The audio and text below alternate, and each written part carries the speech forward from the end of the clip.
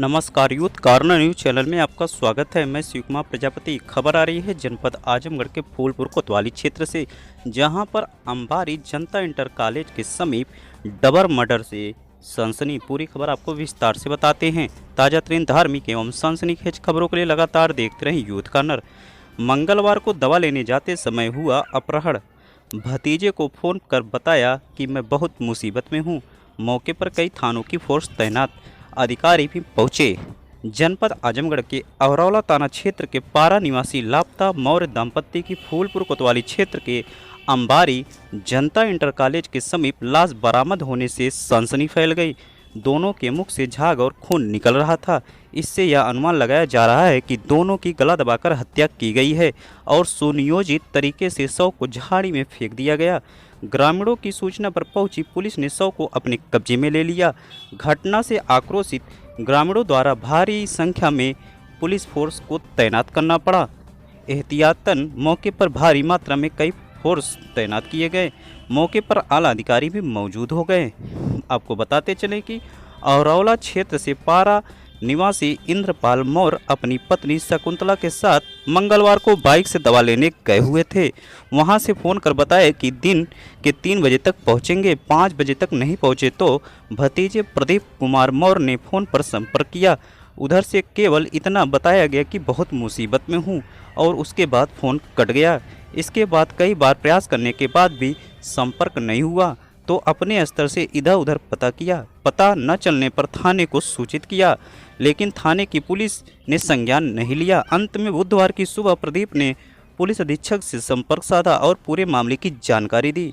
इसके बाद पुलिस अधीक्षक के निर्देश पर भतीजे की तहरीर पर एक महिला समेत 3 लोगों के खिलाफ पुलिस ने मुकदमा दर्ज किया है और विविध कार्रवाई जारी है।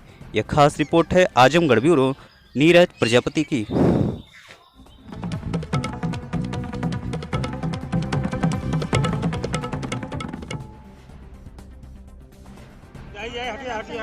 कहाँ के रहने वाली है? देखिए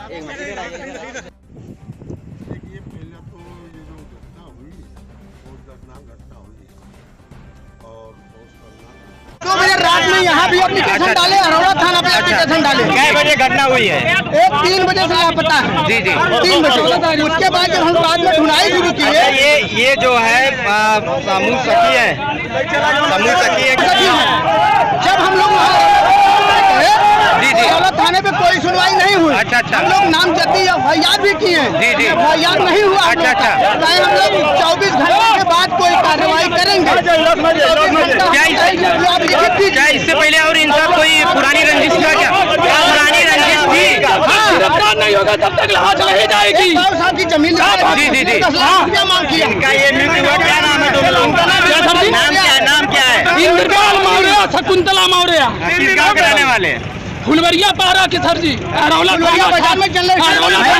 क्या करते थे ये लोग? क्या करते थे? 15 जून को पुलिस थाना अहरौला पुलिस को सूचना मिली थी कि श्री इंद्रपाल मौर्य और उनकी पत्नी शकुंतला मौर्य जो 14 तारीख को जौनपुर गए थे दवाई लेने के लिए, ये उसके बाद देर शाम से इनसे संपर्क नहीं हो पाया है और ये गायब है।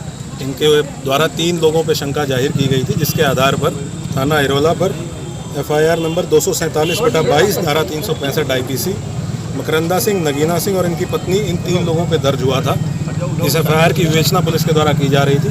आज लगभग 11 बजे सूचना मिली है कि जो 2 लोग इंद्रपाल मौर्य और शकुंतला मौर्य जो गायब थे, उनकी डेड बॉडी थाना फूलपुर क्षेत्र अंतर्गत अंबारी चौकी अंतर्गत मिली है। इस घटनास्थल पर फील्ड यूनिट को भेजा गया। मैं स्वयं घटनास्थल पर मौजूद हूँ। SP RA, यहाँ के जो CO साहब हैं और लोकल थानेदार हैं, वो सब यहाँ पे मौजूद हैं। परिजनों से वार्ता की गई है। इसमें परिजनों के द्वारा यह आरोप लगाया गया है कि जो अभियुक्त पक्ष है मकरंदा सिंह, नगीना सिंह और इनकी पत्नी 4-5 साल पहले ज़मीन का बैनामा वादी पक्ष के द्वारा अभियुक्त पक्ष से लिया गया था, जिसमें कुछ पैसा देना अभी शेष था और अभी कब्जा प्राप्त नहीं हुआ था। इसी कब्जेदारी को लेकर 7 दिवस पहले इन दोनों की आपस में बातचीत हुई थी। इसके दौरान वादी पक्ष ने आरोप लगाया है कि इनको धमकी दी गई और इनका आरोप है कि इन्हीं लोगों के द्वारा ये घटना कारित की गई है। जो 3 नामजद अभियुक्त हैं उनकी गिरफ्तारी के लिए 4 टीमें मेरे द्वारा गठित करके रवाना कर दी गई हैं। बॉडी को पोस्टमार्टम के लिए भेज दिया गया है। परिजनों से वार्ता करके न्याय संगत कार्रवाई के लिए उनको संतुष्ट कर दिया गया है। हम लोग बहुत कठोर कार्रवाई इसमें करेंगे बहुत जल्दी अभियुक्तों की गिरफ्तारी सुनिश्चित की जाएगी और उनके खिलाफ गैंगस्टर एक्ट में भी कार्रवाई सुनिश्चित की जाएगी। सर, परिजनों द्वारा आरोप लगाया जा रहा है कि की बात है, उस पर क्या कहना है आपका? थानाध्यक्ष के ऊपर इनके द्वारा कुछ दुर्व्यवहार के आरोप लगाए गए हैं, जिसके संबंध में एक इनसे एप्लीकेशन दे के SP RA साहब के द्वारा इसकी जांच कराई जाएगी। पूरे थाना परिसर में CCTV कैमरे लगे हुए हैं, निष्पक्ष तरीके से जांच करते हुए, और अगर इसकी पुष्टि है तो बहुत कठोर कार्रवाई थानाध्यक्ष के विरुद्ध ऐसी की जाएगी जो नज़ीर बने। और लगातार पुलिस को हमारा निर्देश यही रहता है कि जो भी फरियादी थाने पे आते हैं उनके साथ अच्छा व्यवहार किया जाए। और पुलिस के द्वारा FIR करने में कोई देरी नहीं की गई है। जैसे सूचना प्राप्त हुई है तत्काल पुलिस के द्वारा कल ही दोपहर को FIR दर्ज करते हुए और परिजनों के साथ जहाँ भी जो लास्ट लोकेशन मिल रही थी, जो रूट पड़ता था जौनपुर जाने का, उस रूट में परिजनों के साथ थाना प्रभारी गए हैं और उनके द्वारा जाँच की गई है। जो आरोप परिजनों के द्वारा लगाए गए हैं उसके संबंध में 24 घंटे के अंदर हम लोग निष्पक्ष जांच करके और बहुत कठोर कार्रवाई।